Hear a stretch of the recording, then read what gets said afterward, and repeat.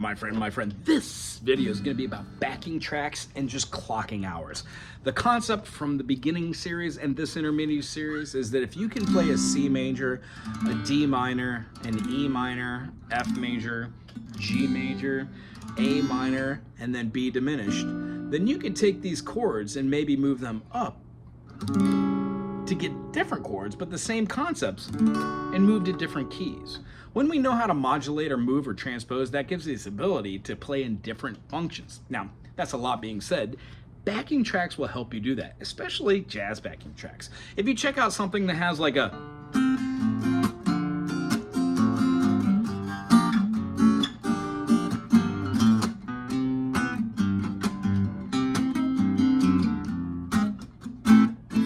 you can follow that method, make a little progression, cadence, and then work on your D minor, your D minor, your D minor 7, D minor with a inversion. You can work on seeing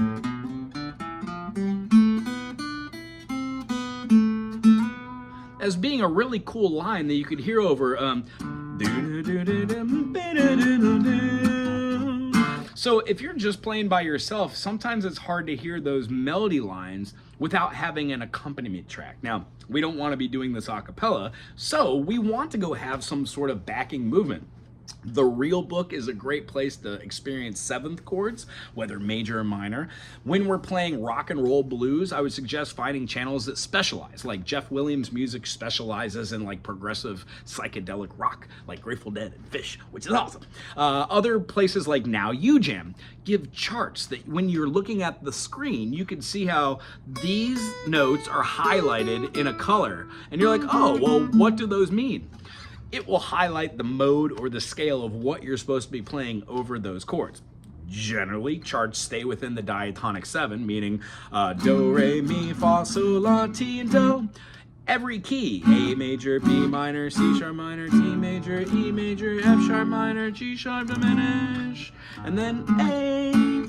We keep to those, but sometimes go out of those to just play family chords.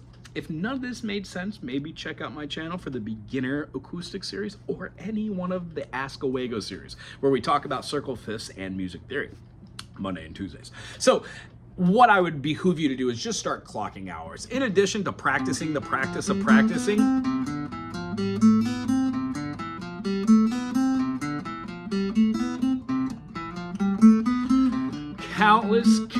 countless hours are done doing function like this. Notice how I dropped the beat?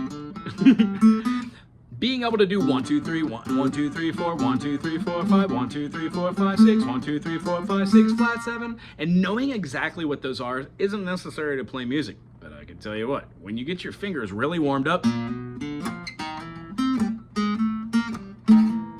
you can really do some magical things just with relatively simple chords, like dominant chords, C7, G7, D7, A7, E7, B7, F sharp 7, C sharp 7. So what I would suggest to the suggestible listener is to use your circle of fifths, 1, 2, 3, 4, 5, 6, 7, 1, 1, 2, flat 3, 4, 5, flat 6, flat 7, 1. To play majors and minors, work on different concepts like whole tone and half tone scales, and then your modes, whatever it is. But the idea is to find a backing track or a channel that you really dig. If you know of a backing track and or music channel, please put it in the comment section below. Tell me what you're doing and what your musical adventures are. And then lastly, I'm gonna leave you on this. I use a program called iReal Pro. iReal Pro allows me to put information in instantaneously, chart it out, and then play along with it. So if I wanted to, I could throw a D minor to a G minor to a C major to an F sharp major, an F major 7. So if we had like a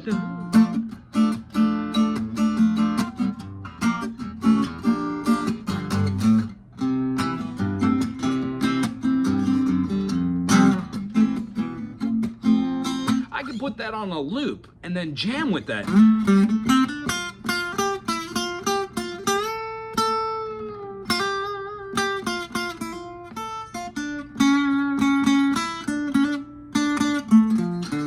Over the top of that all day long. Finding backing tracks that are like 2 to 8 minutes is a great way to refresh and to use the skills you're using. getting our fingers down in position for our major when playing over major progressions. Heck, knowing that if we're playing in the key of C, gee golly whiz, you could play a D, E, F, G, A, B, C, D to exhibit a D Dorian over the top. However, that's more advanced music theory. The concept behind backing tracks is they're going to allow you to take the music you've been working on and the chords and the fingerings and then experience them so you could practice at home and then go out and play with others. One, so you know the difference between major and minor. You know when to use the function of the major pentatonic and when you know when to use the function of the major pentatonic. These are very, very, very keen to beginning guitar and intermediate. If you have any questions about charts or how to start writing, please put it in the comment section. I will definitely help you get to where you need to be. Other than that, I would suggest maybe checking out the Real Book charts, any jazz charting, or try and do standard jazz classics. Another great website is Jeff Williams Music, which does like psychedelic rock, Grateful Dead, Fish, hippie stuff like that. Very cool. And then one of my favorites is Now You Jam. Check those out if you can. Otherwise, put a thumbs up, subscribe, and tell me what backing charts you've been watching. Throw them in the comment section. Aloha. Oh, clock those hours. If you play 5 minutes every day doing this, you get really good at it, but it gets a little boring. Making melody lines comes out from knowing 1, 2, 3, 4, 5, 6, 7, 1. So if you could do a slide into your 1, go backwards from your 2, play your 3, play a 5, flat 5, 4, and then slide in from your flat 7 into your major 7, your minor 7, your major 7 to the 1, and then play a dominant back. You get some pretty cool stuff.